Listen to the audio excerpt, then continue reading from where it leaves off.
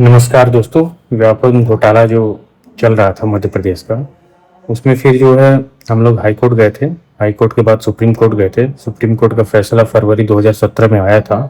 उसके बाद क्या हुआ कि सुप्रीम कोर्ट ने तो खारिज कर दिया था, स्टूडेंट्स का सारा मसला ख़त्म कर दिया था कि हाँ आप लोग गलत हो। उसके बाद हम लोग जो है नेताओं के पीछे भागना चालू किए। उसके बाद मध्य प्रदेश में उस समय कांग्रेस के दो ही सांसद थे, विपक्ष में वही थे। एक था ज्योतिरादित्य सिंधिया और दूसरे थे कमलनाथ।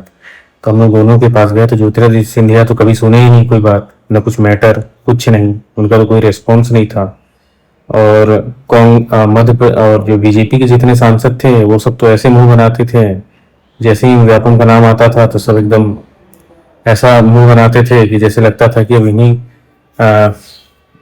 कोई बहुत ही बुरी चीज की बात कर दी है। कोई शिवराज सिंह के पास भी जाते थे तो ऐसे मुंह बनाता था जैसे लगता था कि बस उसका रेप ही कोई कर देगा।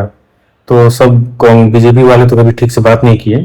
तो उसके बाद हम लोग कांग्रेस के ही पास जाते थे। तो कांग्रेस के दो ही सांसद थे उस समय, ज्योतिरादित्य सिंधिया और कमलनाथ। तो सिंधिया से तो कुछ हुआ नहीं, सिंधिया के पास जाते थे तो कमलनाथ के पास जाते थे तो कमलनाथ क्या बोलता था कि भाई साहब आप लोग जो है मामा को शासन से हटाने में मदद करिए, मामा हटेगा उसके बाद कांग्रेस की सरकार आएगी, उसके बाद जो है हम तुरंत आपका जो है सारा डिग्री उग्री दिलवाएंगे।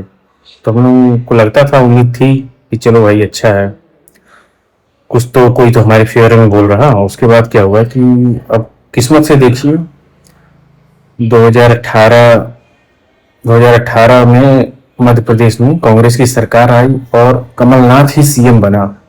उसके बाद कमलनाथ के पास हम लोग जाने लग गए, बहुत सारे स्टूडेंट थे वो भी जाने लगे भोपाल में मिलने की, सर क्या हुआ। तो इसमें तो काफी दिनों तक तो ये कहते रहे कि सब जुडिस मैटर है, तो हम इसके लिए एक अलग से ऑर्डिनेंस लाएंगे विधानसभा में, उसके थ्रू आप लोग को दिलाया जाएगा। तो उसके वेट में काफी समय तक वेट किया गया। उसके बाद धीरे धीरे कुछ लोग जाते थे बात करने, तो क्या हुआ सर क्या हुआ, तो यही कहता था कि चल रहा यहाँ से फाइल पास होगी, वहां से फाइल हो गई है पास, उसके बाद आप लोग को मिलेगा। उसके बाद उसने क्या हुआ कि ऐसे ही कुछ दिन बाद कुछ लड़के और गए तो उसने फिर ये कहा कि 2019 का चुनाव होने दो, राहुल गांधी को पीएम बनने दो, उसके बाद होगा।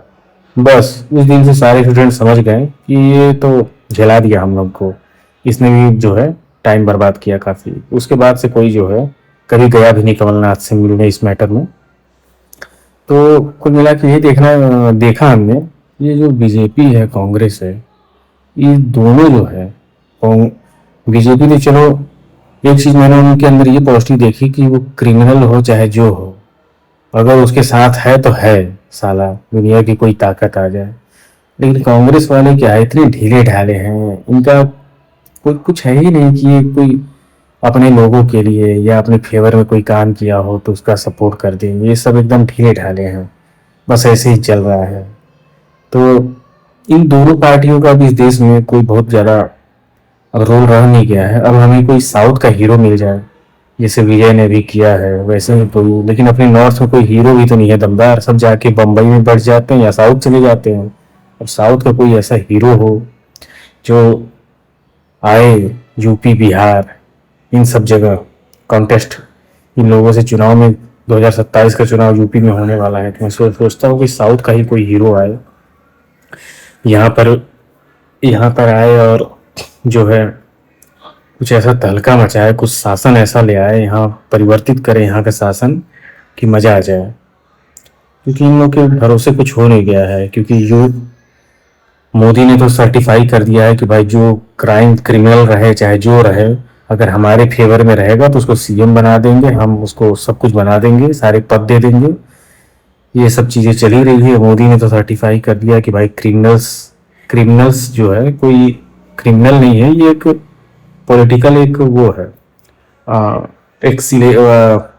एक करियर बनाने का पॉलिटिक्स में बस एक पहला कदम है कि आपको क्रिमिनल होना पड़ेगा, आपको रेपिस्ट होना पड़ेगा, आपको जो है किसी न किसी स्कैम में आपका नाम आया होगा, आना चाहिए, धोखाधड़ी में नाम आना चाहिए।